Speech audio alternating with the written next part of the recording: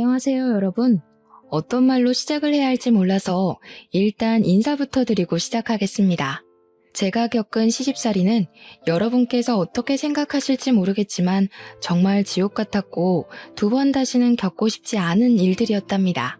나름 시원한 복수를 하기도 했고 어딘가에 자랑을 하고 싶었지만 마땅히 제 이야기를 순수하게 즐기며 들어줄 사람들이 없어서 이곳에 이렇게 썰을 풀게 되었습니다. 오늘만큼은 제 이야기를 들어주시는 여러분들이 저의 절친이라는 생각을 해보면서 사연을 적고 소개를 해드리도록 하겠습니다. 처음에는 착한 며느리가 되고 싶어서 자중했지만 시간이 지날수록 점점 도가 지나치는 시댁을 보면서 변해버린 제 모습까지 여러분들께서 응원해주시면 고맙겠습니다. 지금의 저는 자존감을 되찾아 제 행복을 찾아 살아가고 있지만 지난 과거를 생각해보면 참 미련 곰탱이가 따로 없었던 것 같기도 합니다. 저처럼 시댁에서 벗어나지 못하는 수많은 며느리들을 위해 제 이야기를 바치며 이야기를 시작해보겠습니다.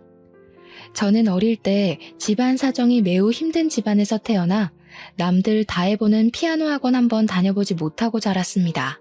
물론 부모님께서 제가 졸랐다면 허리띠를 질끈 묶고 저에게 피아노를 가르쳐 주셨겠지만 저는 어릴 때부터 눈치만큼은 기가 막히게 좋아서 부모님의 속을 썩이고 싶지 않았습니다. 저희 아버지께서는 대형 화물 트럭을 운전하시던 분이셨는데 지금이야 임금도 꽤 많이 오르고 노동력을 인정받아 벌이가 되는 걸로 알고 있습니다. 하지만 제가 어릴 때까지만 해도 화물 트럭을 운전하는 운전수들은 박봉에다가 일을 하루에 12시간 이상씩 해야 했으며 항상 집에서 쪽잠을 주무시고 출근을 해야 했습니다. 모든 가족들이 다 그렇게 힘들게 살았을 거라 예상합니다. 더군다나 보통은 본인 화물차를 끌고 다니기 때문에 차량 운행비가 절감이 되었지만 저희 아버지는 억대에 다다르는 차를 살 돈이 없으셨기 때문에 차량을 대여해서 화물 운전을 하셨고 차량 대여비 또한 만만치 않았습니다. 몇 번이고 어머니께서는 다른 일을 하길 권유하셨지만 아버지께서는 게으른 건지 아니면 용기가 없는 건지 지금의 생활을 정리하고 새로운 걸 하시길 거부하셨습니다. 아무튼 벌어오는 돈은 한정적이나 우리 식구가 먹고 있는데 쓰는 돈은 매번 달랐으므로 부모님께서는 어떻게든 절약해서 돈을 모으셨습니다. 그러던 어느 날 밤낮 없이 일을 하시던 저희 아버지께서 제 나이 18살에 쓰러지시게 되었습니다. 살림이 넉넉해지기 시작한 그 타이밍에 아버지께서 쓰러지신 바람에 집안은 순식간에 풍비박산이 나기 시작했습니다. 어머니께서는 아버지께서 쓰러지신 그 충격으로 우울증에 잠시 빠지셨으나 이내 극복을 하시고 아버지를 간병하시면서 가장자리를 지키며 집안을 돌보셨습니다. 일을 하랴 아버지 간호를 하랴 정말 정신없이 지내셨고 자연스럽게 저는 남동생을 챙기면서 공부보다는 아르바이트를 하며 생활비를 보태는 것에 집중을 더 하게 되었습니다. 아버지께서 의식이 없었기 때문에 들어가는 약값도 어마어마하게 비쌌고 어머니께서 혼자 벌어서 저와 남동생의 공부를 시키기에는 부담이 꽤 컸습니다. 제 동생이 꽤나 공부를 잘하는 학생이었기 때문에 저는 18살 때부터 동생의 뒷바라지를 위해 일을 시작하게 되었는데 패스트푸드점에서 일을 하고 있었습니다. 당시에는 인터넷 얼짱이니 그런 게 무척이나 유행을 하던 시기였는데 제가 일하던 패스트푸드점에서 미소천사를 뽑는 제도가 있었거든요. 제가 일을 한 이후로 매번 미소천사에 제가 선정이 되었고 패스트푸드점 계산대 옆에 제 사진이 걸리게 되었습니다. 제 입으로 말을 하기 부끄럽긴 하지만 그 당시에 제가 인기가 무척이나 많았고 키도 168cm로 꽤 컸으며 마르고 예쁜 얼굴에 속해 있었습니다. 오죽하면 다른 카페들이나 음식점에서도 저를 아르바이트생으로 쓰고 싶다며 월급을 더 많이 주겠다고 공작이 들어오곤 했었습니다. 저를 좋아하던 학생들이 저를 보기 위해서 제가 아르바이트를 하는 가게에 온다는 게 사장님들 사이에서 소문이 날 정도였으니 어느 정도인지 예상이 가시나요?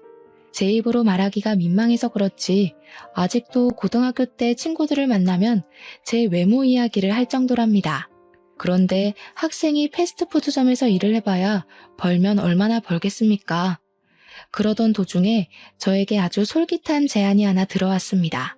바로 인터넷 쇼핑몰에서 들어온 제의였는데 쇼핑몰 모델 일을 하면 한 달에 월급을 200만 원씩 챙겨주겠다는 제안이었습니다.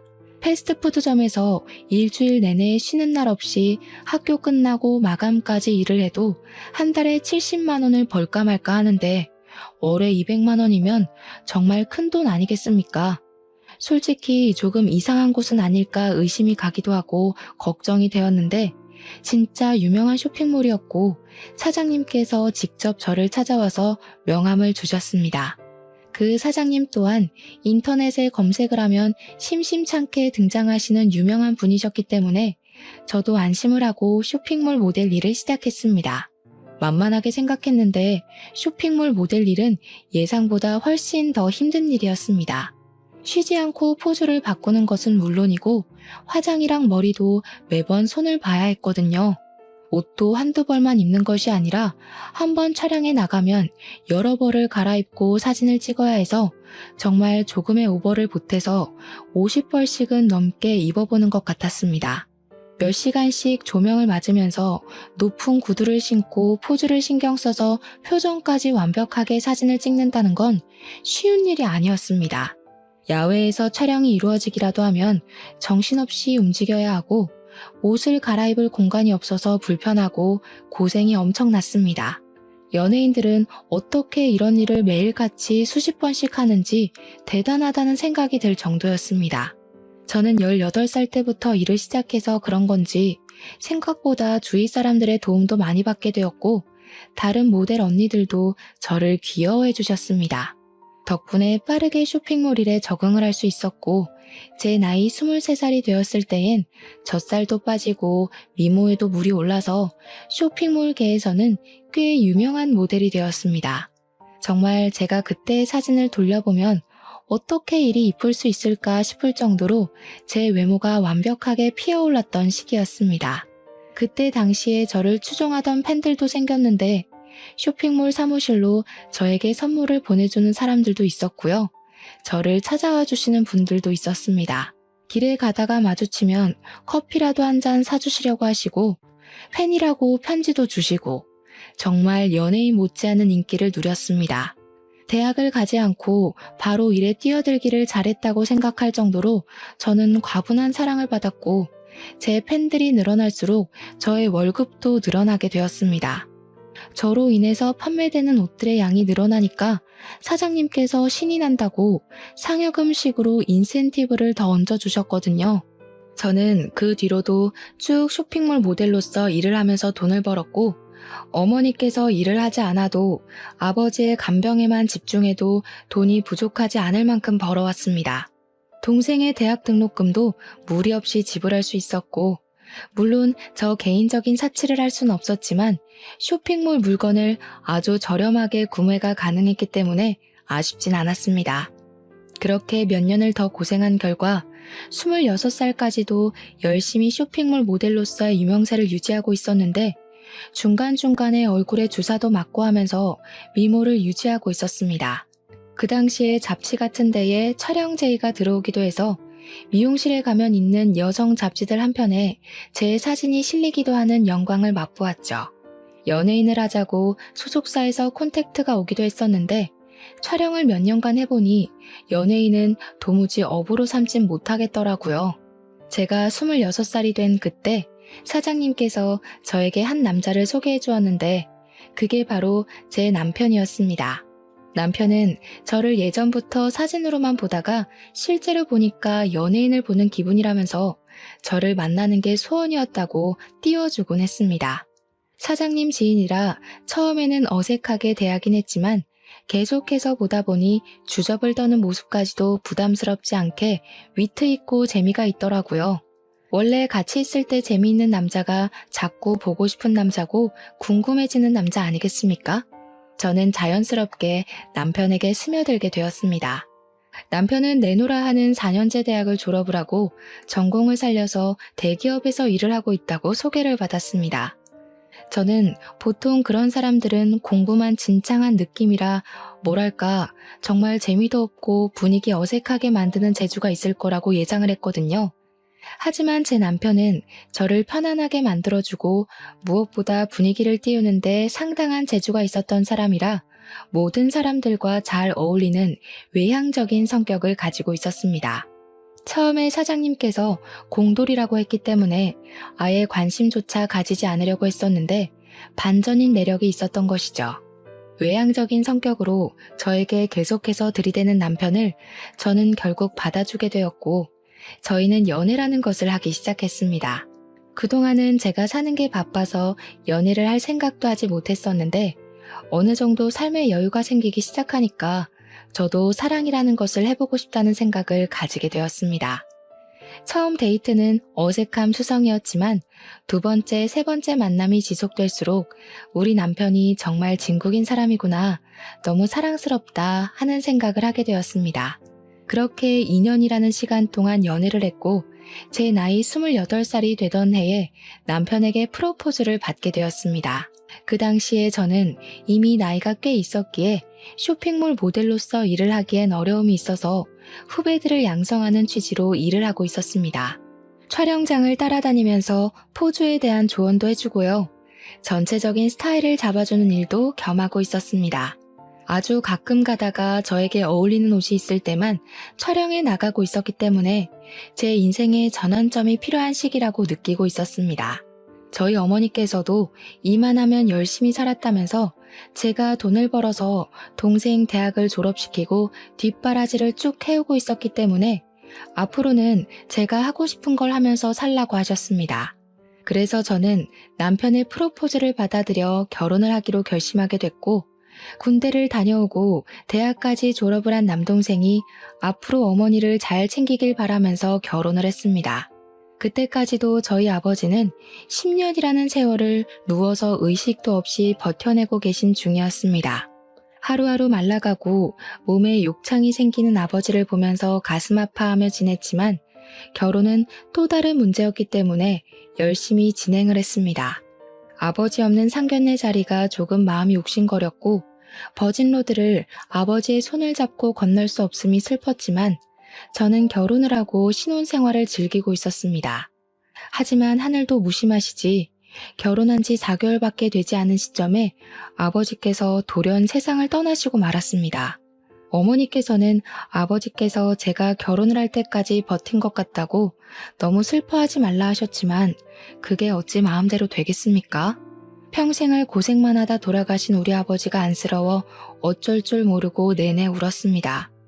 우리 남편은 인사 한번 제대로 드리지 못한 아버지의 장례식을 내내 지켜주고 정말 많이 저를 위로해 주었습니다. 회사 일로도 힘들고 벅찼을 텐데 단 1분도 쉬지 않고 제 옆을 지켜주며 제가 외로움을, 슬픔을 느끼지 않게 하려고 노력해주는 남편에게 너무나도 고마웠습니다. 이 고마운 감정을 정말 어떻게 표현을 해야 할지 모를 정도로 말입니다. 저는 더욱 남편을 의지하고 사랑하게 되었습니다. 장례식이 다 끝나고 저는 시부모님께 와주셔서 감사하다고 인사를 드리러 시댁에 방문을 하게 되었는데 그때 예상치 못하게 처음으로 혼이 나게 되었습니다. 그때부터 제가 상상도 하지 못한 시집살이가 시작되었던 것이었습니다. 시모는 저에게 우리 아들이 외벌이로 일을 하느라 힘이 들어 죽겠는데 장례식장까지 지키고 있어야지만 속이 시원했냐고 하시더라고요. 내가 우리 아들 보고 얼마나 가슴이 아팠는지. 부조만 하고 가려고 들렀다가 아들 고생하고 있는 거 보니까 마음이 다 짠하더라. 얼마나 피곤하겠니? 일주일 내내 출근하고. 아휴, 그게 무슨 소리야 엄마. 내가 당연히 장인어른 장례식을 지켜야지. 그럼 누가 지켜? 얘가?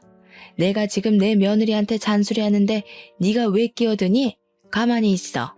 무슨 모델이랍시고 설치던 것도 마음에 안 들어 죽겠는데 남편한테 힘들지 않냐고 집에 가서 쉬라는 소리도 안 하고 말이야. 손님 맞이까지 시키는 게 말이 되니? 우리 아들이 왜 육개장을 날라야 하는데? 시모가 너무 매섭게 저에게 화를 내면서 이야기를 하니까 저도 너무 당황스러웠습니다.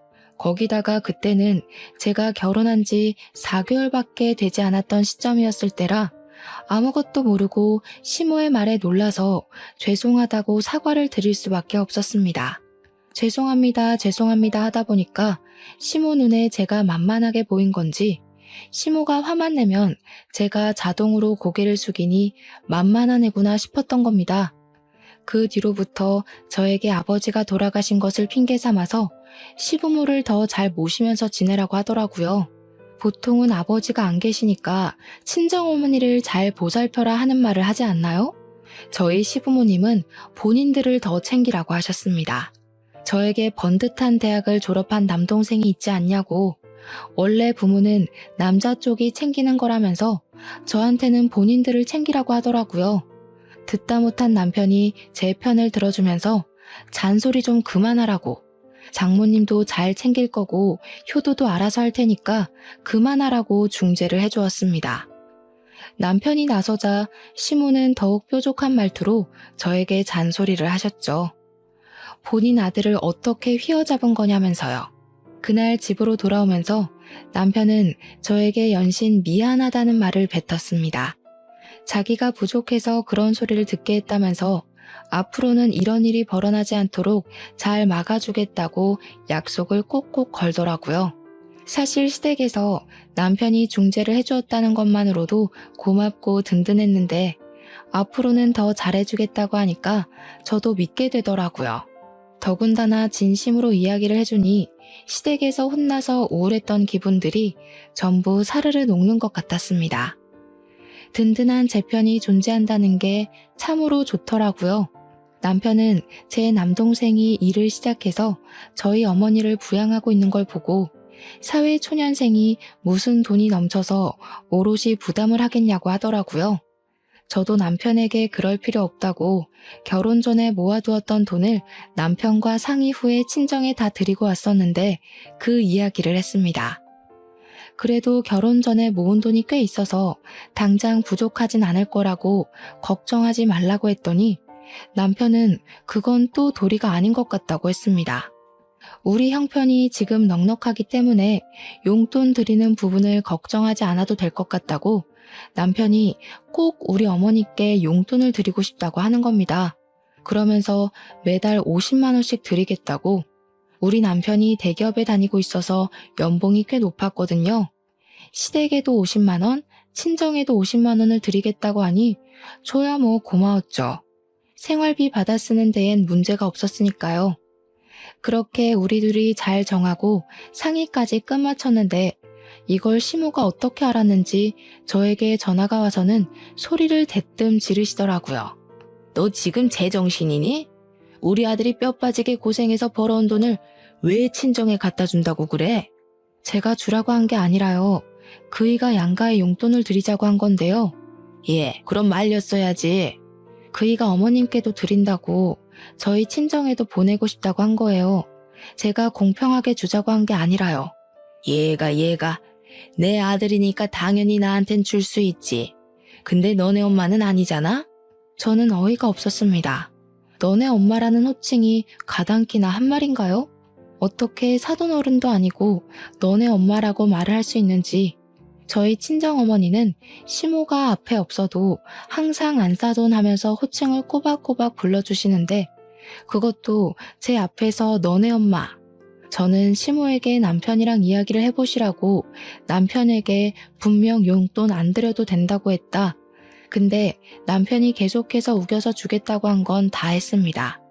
뭐 시모가 물어보는 것도 아니고 시작부터 제정신이냐고 대뜸 소리를 지른 마당에 저라고 시모 눈치 보면서 살갑게 이야기를 해야 할 필요를 못 느끼겠더라고요. 게다가 시모가 바락바락 저러니까 우리 어머니께 드리는 용돈을 끊으면 안 되겠구나 하는 생각도 들었습니다. 시모의 속을 뒤집어 놓을 수 있다면 뭐든 할 수 있겠다 싶었거든요. 아무튼 시모에게 한쪽 집에만 용돈을 드리는 건 경우가 없는 것 같다고 남편이 굳이 친정에도 주겠다고 해서 그러라고 한 거라 말을 했습니다. 그러자 시모가 갑자기 하하면서 기가 차다는 듯 웃는 게 아니겠습니까? 너 지금 나한테 경우 없다고 말을 하는 거니? 저는 그런 말 한 적 없어요, 어머님. 경우가 없다며 경우가. 그 말이 그 말이지. 애가 고졸이라더니 못 배워서 그런 거니? 할 말 못할 말 구별을 못하네. 솔직히 네가 얼굴 빼고 볼 게 뭐가 있어? 그것도 뭐 죄다 성형수술한 거 아니니? 내가 살아온 연륜이 있어서 딱 보면 척아는데 너 얼굴 죄다 손본 거잖아.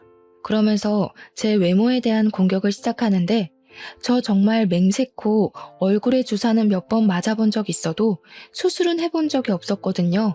굳이 이 얼굴로도 충분히 잘 먹고 잘 사는데 제가 그 큰 돈을 주고 성형을 할 필요를 못 느낀 탓이 컸습니다. 그런데 시모의 성형 공격이 더 어이가 없었던 이유는 시모야말로 어디서 이상하게 성형수술을 받은 탓이 얼굴이 완전히 무너져 내려 있었거든요.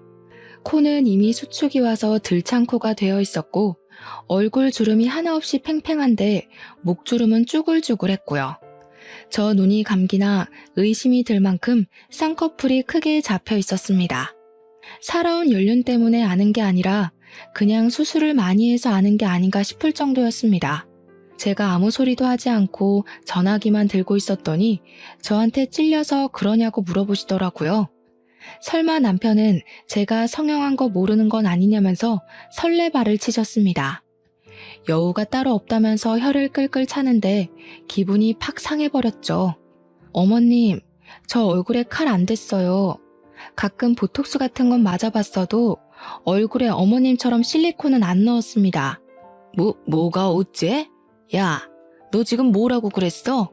어머님, 제가 나중에 좋은 병원 하나 소개해드릴까요? 그 병원이 제 수술로 진짜 유명한 병원인데 들창코도 고쳐주고 안 감기는 눈도 고쳐준대요. 어머님께서 거기 방문하셔서 재건 수술 받으시는 게 좋을 것 같아요. 그러고 전화를 끊어버렸습니다. 가슴이 벌렁벌렁 하는데 속은 엄청나게 시원하더라고요. 그래도 말을 뱉어놓고 찔리긴 했죠. 시모가 어떤 식으로 받아칠지 몰랐으니까요. 남편이 퇴근하고 오자마자 이야기를 전달해주니 깔깔 소리가 나게 웃는 게 아니겠습니까? 와, 그거 우리 엄마 콤플렉스인데. 우리 엄마 코 수술이 잘못돼가지고 들창코가 된 거거든. 무슨 실리콘이 어떻게 됐다나 뭐라나. 그러면서 저에게 너무 신경 쓰지 말라고 자기가 잘 막아주겠다고 이야기를 해주어서 일단 한시름 놓게 되었습니다. 아니나 다를까 며칠 뒤에 시댁에서 주말에 밥을 먹자며 부르시길래 어떤 말을 하실까 싶어 잔뜩 긴장을 하고 시댁에 방문하게 되었습니다.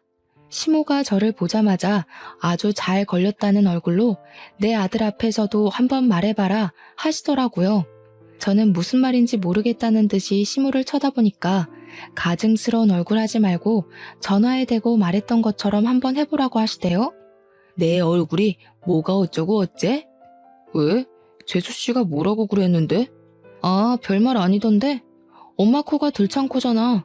재수술 잘하는 좋은 병원 소개해준다고 그랬대. 남편이 먼저 선수를 치면서 아주버님에게 이야기를 하자 시모가 헐 대놓고 소리를 내더라고요. 아주버님은 눈치가 없는 건지 일부러 그러는 건지 그거 좋은 생각이네 하면서 식사를 하시는데 일단 악의적인 발언은 아닌지 별 생각 없어 보이는 얼굴로 말을 하더라고요. 시모는 아들 새끼들 키워봐야 하나도 소용이 없다면서 다른 사람도 아니고 며느리가 자기 얼굴을 가지고 놀리는데 어쩜 자기 편을 한 번 안 들어주냐고 통곡을 하셨습니다. 밥상머리에서 갑자기 통곡을 하시니 시부가 나와서는 뭐가 이리 소란스럽냐고 무슨 일이냐고 물어보셨습니다. 그러니 시모가 또 이간질을 하고 싶은 건지 저를 혼내고 싶은 건지 똑같은 소리를 하시더라고요. 며느리가 글쎄 나한테 돼지코라고 재수술을 하라면서 내 얼굴을 가지고 놀리지 뭐야? 엄마, 말은 바로 해야지. 그렇게 왜곡을 해서 말을 하면 어떡해?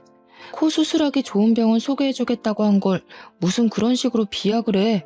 또다시 시끌시끌해질 조짐이 보이자 시부가 남편과 시모의 말을 딱 잘라 차단해버렸습니다.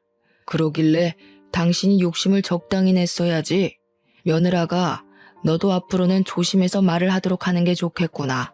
저는 알겠다고 공손하게 대답을 했고 시모는 이 집에 자기 편 들어주는 사람이 하나 없다면서 나가 죽어야지라는 마음에도 없는 소리를 하시더라고요. 시모가 계속해서 구시렁거리는데 남편이랑 아주버님은 무슨 다른 세상에 계신 것처럼 무시를 하시더라니까요. 그런데 오히려 그런 태도가 시모를 더욱 건드리는 스위치를 누르는 행동이었던 것입니다. 저를 계속 째려보면서 꼬투리를 잡을 생각만 하고 있는 시모에게 아주버님이 갑자기 그러시더라고요.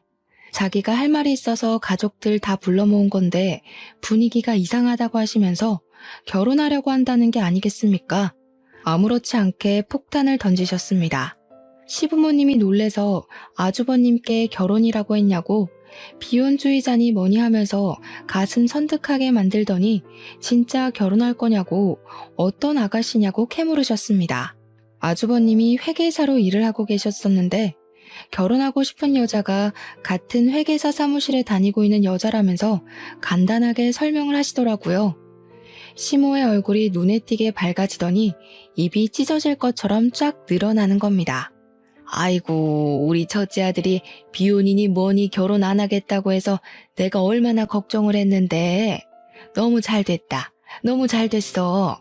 거기다가 큰 며느리까지 회계사라고? 대학은 어디 나왔다니? 누구처럼 고졸이 아니라 어찌나 다행인지 모르겠다 정말. 사람이 참 치사하게 이런 걸로 나누면 안 되는 건 알지만 학벌을 무시할 수가 없더라. 기본 교양 차이가 워낙 나니까.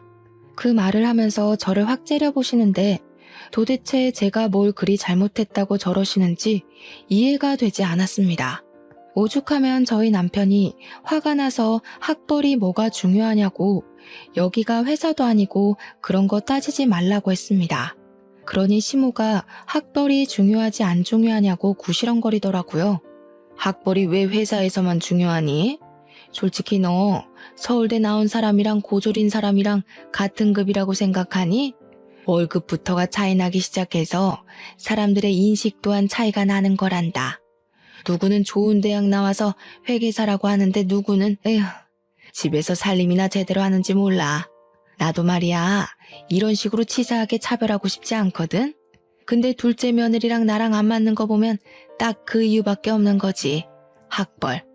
학벌에서부터 수준 차이가 난다 이 말이야. 나중에 남편에게 들은 이야기인데 시모가 뒤늦게 대학을 나와서 엄청나게 대학 부심이 있다고 하더라고요. 저도 그 말에 지금이라도 공부해서 대학을 갈까 싶은 마음이 들기도 했지만 저는 원래 공부에 그다지 소질이 없었기 때문에 해봐야 안 될 것 같아서 포기를 했습니다. 그렇게 몇 주의 시간이 더 지나고 시모가 신이 나서 주말에 시댁에 오라고 이야기를 하는데 평소에 시모가 저를 그렇게 신나서 부르는 일이 없어서 왜 그런가 했습니다. 무슨 일 있으시냐고 기분이 좋아 보이신다고 넌지시 한마디 건넸더니 제 형님 될 사람이 올 거라고 하더라고요. 아주버님이 진짜로 결혼하시는구나 싶었습니다. 저한테 일찍 와서 장도 보고 음식도 좀 하자고 하시길래 알겠다고 했습니다. 이런 거라도 제깍제깍 해야 점수를 딸 수 있으니까요. 주말에 일찍 가서 시모 따라서 장을 보는데 남편이 심심하다고 장 보는 길을 따라 나섰습니다. 그러니 시모가 불편한 기색을 팍팍 내보이면서 이런 자리까지 남편을 꼭 불러서 대동해야겠냐고 내가 너 잡아먹니? 하면서 핀잔을 주시더라고요. 남편이 태연하게 무거운 거 들어주려고 따라가는 거라고 장 많이 볼 거라며 하면서 쓱 대꾸 하니까 시모가 예전에는 그런 짓 안 하더니 변했다고 하시더라고요. 그러면서 속상하다 속상해 하시는데 제가 양파, 고구마, 재료들을 고를 때마다 이건 못생겼다, 이건 여기에 상처가 났다 하면서 트집을 잡으셨습니다. 이거나 저거나 다 똑같이 생겼는데 남편 때문인지 그냥 제가 마음에 들지 않아서인지 계속 트집을 잡으셨어요. 시댁에 와서 음식을 할 때에도 칼질을 똑바로 못한다고 어슷썰기를 해라, 채를 썰어라 계속 혼내기만 하셨고요. 형님이 되실 분이 시간 맞춰서 도착을 하시고 다 같이 이야기를 나누면서 식사를 하기 시작했습니다. 형님이 되실 분은 저를 아주 살뜰하게 챙겨주셨었는데 아무래도 동서지간이니 잘 지내면 좋겠다고 생각을 하셨었나 봐요. 그 모습을 보면서 시모는 역시 대학을 잘 나와서 그런 건지 애가 싹싹하다고 칭찬을 하시더라고요. 좋은 대학 나와서 회계사로 일을 하고 있다고 하더니 남을 배려할 줄도 알고 이게 바로 노블레스 오블리주인 거지. 둘째 너는 이런 말 뜻은 아니? 제가 아무리 대학을 나오지 않았다고 해서 상식도 모르는 바보 멍청이는 아닌데 저를 막 무시하더라고요. 그래서 어머님께 그냥 제가 고졸이지만 바보는 아니라고 대놓고 말을 했습니다. 시모가 그 말에 갑자기 대학 안 나온 게 뭐가 자랑이라고 그렇게 큰 소리로 말하냐면서 부끄러운 것도 모른다고 하시더라고요. 순식간에 분위기가 쎄하게 바뀌고 형님이 그 순간 제 편을 들더라고요. 그건 어줍잖은 대학을 나온 애들이나 그렇지. 명문대 나온 애들은 안 그래. 순간 그 둘의 대화를 듣는데 속이 역하면서 체한 기분이 들었다고나 할까요? 토끼가 확 올라와서 화장실에 뛰어들어가 구역질을 시작했습니다. 그랬더니 시모가 뒤에서 적어보라면서 기본 교양이 없으니 이런 자리에서 구역질을 한다고 혀를 끌끌 차는 겁니다. 그런데 형님이 저를 빤히 보더니 혹시 임신한 거 아니냐고 물어보더라고요. 순간 시댁의 분위기가 180도 변했습니다. 곰곰이 생각을 해보니까 생리를 안 한 지 좀 됐더라고요. 제가 놀래서 벙찌고 있으니 시부가 얼른 간이검사 그거 해보라고 닥달을 하셨습니다. 남편이 문연 약국을 찾아서 임신 테스트기를 사왔고 저는 온 가족이 지켜보고 있는 데서 테스트기를 꺼냈는데 두 줄이 딱 떠 있는 겁니다. 너무나도 선명한 두 줄에 온 가족이 깜짝 놀랐습니다. 남편은 저를 얼싸안고 시부도 당장 병원부터 가보라고 난리에 형님과 아주버님도 축하한다고 해주셨습니다. 결혼한 부부 사이에 당연한 일을 가지고 너네 결혼한 지도 벌써 얼마나 지났냐? 유난 떨지 마라. 어머님 기쁘지 않으세요? 그냥 축하해 주세요. 다들 시모만 멀뚱히 보고 있으니 어쩔 수 없다는 식으로 시모가 저에게 임신한 거 축하한다고 하시더라고요. 다음날 바로 병원에 찾아가니까 임신이 맞다면서 거기다가 쌍둥이를 임신했다고 심장 소리를 들려주시는 게 아니겠습니까? 남편이 같이 병원에 찾아갔는데 심장 소리 듣고 막 울더라고요. 결혼한 지 1년 만에 생긴 아이였으니 너무 신이 났고 양가에서는 어쨌든 임신을 축하해 주셨기에 태교에만 집중하기로 마음을 먹었습니다. 임신 기간 내내 남편의 극진한 대접을 받으면서 바람 불면 날아갈까, 비 오면 젖을까, 금이야 오기야 남편의 품에 감싸 안겨 지냈습니다. 그 사이에 아주버님은 형님과 결혼을 하셨고 시모는 저에게 잔소리를 하고 싶어 하셨지만 시부가 임신한 며느리 건드리지 말라고 눈치를 주셔서 꾹꾹 참으시더라고요. 물론 가끔 한마디씩 던지긴 하셨죠. 하필 가져도 쌍둥이를 가져서 우리 아들 힘들게 하냐. 애는 여자가 봐야 하니까 아들에게 맡기지 말아라 이런 것들이요. 뱃속의 쌍둥이는 일란성이었고 사이좋게 아들 하나 딸 하나였습니다. 저는 배가 많이 부른 탓에 임신 9개월 차에 유도 분만을 시도했고 무사히 아들과 딸을 건강하게 출산하게 되었습니다. 그 뒤에 곧이어서 형님네도 임신 소식이 들려오며 겹경사가 집안에 일어나게 되었습니다.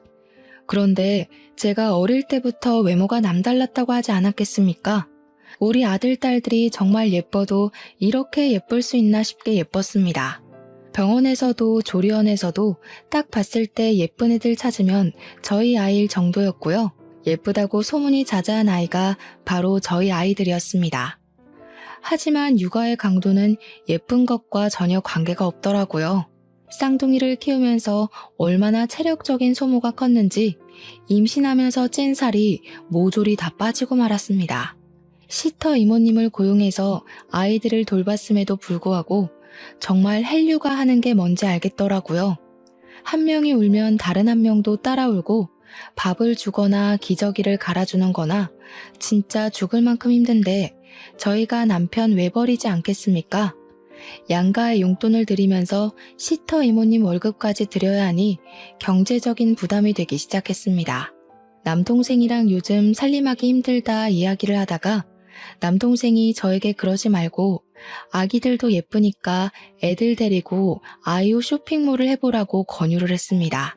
제가 원래 쇼핑몰 모델도 했고 그쪽에서 오랜 시간 일했으니 도매 쪽 일도 잘 알고 있었고요.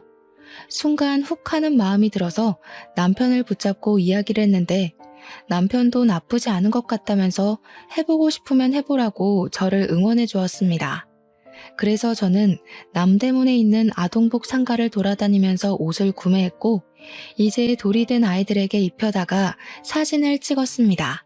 쇼핑몰에서 일을 했던 경험이 있어서 그런지 사진도 꽤 잘 찍었고 보정도 조금 할 줄 알았거든요. 그리고 SNS에 사진을 올렸는데 제 팬이었던 사람들이 저를 어떻게 알고 찾아와서는 아기 낳았냐고 아기 옷 정보를 달라고 댓글을 달더라고요. 그래서 이때다 싶은 마음에 제가 이 아기 옷들을 팔아보려고 하는데 어떨 것 같냐고 은근히 팬들에게 물어보았더니 당장에 팔아달라고 사겠다고 손을 막 들더라고요. 바로 사이트를 오픈하기에는 실패의 두려움이 커서 SNS를 통해서 주문을 받은 만큼만 옷을 구매해 사람들에게 배송을 하기 시작했습니다. 처음에는 많이 알려지지도 않고 해서 20-30만 원의 수익만 나던 것이 4개월쯤 지나니까 100만 원이 넘는 돈이 수익으로 남더라고요. 장사가 점점 잘 되기 시작하면서 현금 영수증이나 카드 결제를 요구하는 사람들이 늘어나서 저는 사업자를 냈습니다. 정식으로 사이트를 오픈하고 모델은 저희 아이들로 촬영을 시작했습니다. 장사도 잘 되고 좋았는데 배송 물건 포장하는데 시간이 너무 오래 걸리더라고요. 저랑 남편이랑 둘이서 하니까요. 주문까지는 어떻게 잘 넘어가겠는데 배송이 오래 걸려서 어머니께 부탁을 드리니 친정 어머니께서 아르바이트를 흔쾌히 해주셨습니다. 저는 시급으로 계산해서 어머니 용돈을 챙겨드리고 일도 점점 늘리게 되었습니다. 그러다가 배송 나가야 할 짐이 집에 두기 어려울 정도로 불어나서 사무실까지 오픈을 하게 되었습니다. 그 사이에 형님도 출산을 하셨고 제 사업은 점점 커졌습니다. 형님이 출산을 하셨으니 병원에 시댁 식구들이랑 찾아갔는데 제가 신생아 옷을 잔뜩 사갔거든요. 형님께 선물이라고 저희 사이트에서 판매하고 있는 옷이랑 아기 액세서리 같은 걸 잔뜩 드렸더니 너무 좋아하시더라고요. 그래, 너 무슨 옷 같은 걸 판다면서? 군뱅이도 구르는 재주가 있다더니. 어머님, 군뱅이라뇨. 제가 얼마나 버는 줄 아시고 그런 소리를 하세요? 저 이제 꽤 버는 사장님이에요. 예, 말이 되는 소리를 해라. 고졸이 사업체 운영해봐야 뭘 한다고 그리 잘하겠니? 어디 가서 사기 안 당하게 조심이나 해라. 내가 너한테 바랄 건 그것뿐이다. 제가 물론 사이트를 오픈했지만 SNS 홍보도 하고 협찬이나 광고 같은 것도 잘 들어오거든요. 한 달 전에 광고나 협찬까지 붙으면 진짜 1,000만 원은 우습게 버는 수준이란 말입니다. 동서, 쇼핑몰 진짜로 잘 되던데. 새 상품 올라오는 날에는 대기해서 구매해야 되던데 나도 사려다가 실패했어. 옷 사고 싶은 거 있으면 품절되고 그러더라. 워낙 시조카들이 예쁘니까 더 잘 되는 것 같아. 엄마 닮아서 얼마나 예뻐. 엄마를 닮긴 뭘 닮아? 완전히 우리 아들 닮았지. 고슴도치도 아니고 무슨. 객관적으로 보나 주관적으로 보나 우리 마누라 닮았지. 그랬더니 시모가 자기 편 들어주는 사람이 한 명도 없다면서 완전히 삐져서 집으로 가셨습니다. 형님도 괜히 불편하셨는지 저한테 시모 말 신경 쓰지 말라고 하시길래 그냥 끄덕이고 몸조리 잘하시라고 전한 뒤 집으로 돌아왔습니다. 그 뒤로 몇 개월이라는 시간이 훌쩍 지났고 저는 쇼핑몰 운영을 활발히 하면서 지냈는데 아이들이 모델로 있다 보니까 가끔 길 가다 보면 알아보는 사람들이 나타나곤 했습니다. 시댁 식구들이랑 전부 해서 큰 쇼핑몰에 가서 구경도 하고 밥도 먹고 하고 있는데 어떤 아기 엄마가 저에게 다가오더라고요. 땡땡 쇼핑몰 아기들 맞죠? 어머 사장님, 저 예전에 사장님이 쇼핑몰 모델 하실 때부터 팬이었어요. 사진 한 장 찍으면 안 될까요? 제가 당연히 좋다고 사진도 찍고 막 이야기도 나누고 했는데 그 아기 엄마 이후로도 2명 정도가 저에게 말을 걸었습니다. 그랬더니 시모가 그제야 슬쩍 저에게 물어보시더라고요. 너 그 쇼핑몰 정말 잘 되냐? 네 어머님, 저 요즘 순이익이 1,000만 원 넘게 나와요. 1,000만 원이라는 말에 시모가 헉소리를 내더니 그 뒤로 이상하게 미묘하게 달라진 태도로 저를 대하시더라고요. 그 쇼핑몰에 간 날 제가 시조카들은 물론이고 아주버님 부부의 시부모님까지 옷이며 밥이며 싹 사드리고 남편 명품 벨트도 턱턱 사줬거든요. 제가 그만큼 돈을 벌어서 가족들에게 쓰니 시모도 뭐라 구박하기가 애매하셨던 거죠. 그날 이후로 몇 주의 시간이 지나가는 동안 저에게 잔소리 한 번을 안 하시더라고요. 제가 이때다 싶어서 시모에게 저랑 같이 커피 한 잔 마시러 가자고 연락을 했더니 시모가 쭈뼛쭈뼛하게 그럴까? 하시면서 따라 나서시는 겁니다. 예전에 봐뒀던 예쁜 카페에 시모를 모시고 갔더니 세상에 이렇게 예쁜 카페는 처음 본다면서 되게 좋아하시더라고요. 커피가 나오고 잠시 침묵이 흘렀는데 시모가 슬쩍 저에게 그러시더라고요. 네가 그리 돈을 많이 버는 줄 몰랐지 뭐냐. 그래서 이런 곳도 자주 오고 그러니? 예전 같으면 아들 돈 쓴다고 잔소리를 했을 텐데 이제는 그런 말도 안 하시더라고요. 어머님, 이런 데 나오시니까 좋죠? 이제 저 그만 미워하시고 저랑 좋은 데 많이 다녀요. 형님도 아기 조금 더 크면 셋이 같이 다니면 좋잖아요. 시모가 그제야 킁킁하시면서 목을 가다듬으시더라고요. 사실 첫 술에 배부른 걸 바라진 않았지만 제 진심이 시모에게 통해지기를 바랬죠. 시모가 그날 저녁에 집에 돌아가서 문자 메시지를 저에게 보내셨더라고요. 너한테 그런 능력이 있는 줄도 모르고 고졸이라 무시했던 거 미안하구나. 원래 아들 가진 엄마 마음이라는 게 다 그런 거다. 우리 아들이 세상에서 제일 잘난 줄 알아서 그런 거야.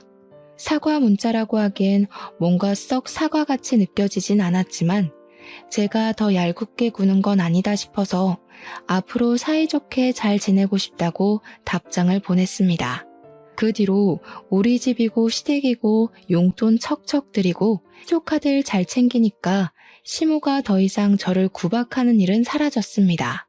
형님은 아이 키우느라 일을 그만두셨는데 경력 단절에 대한 걱정을 하시길래 나중에 회계사 사무실 재취업 안 되면 저희 사무실 와서 회계 좀 봐달라고 부탁드렸죠.